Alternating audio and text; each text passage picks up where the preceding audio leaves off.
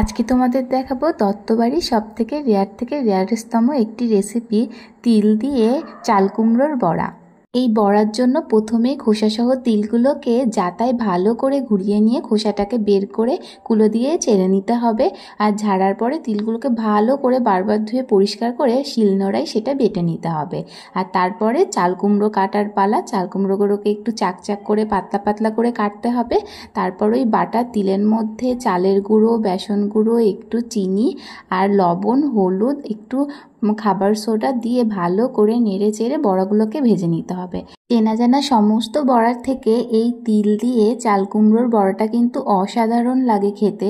বড়াটা খেতে যতই ভালো হোক না কেন, প্রতি বছর আমি ছোটবেলার থেকে দেখেছি এই বড়াটা বছরে মা একবারই মাত্র করে।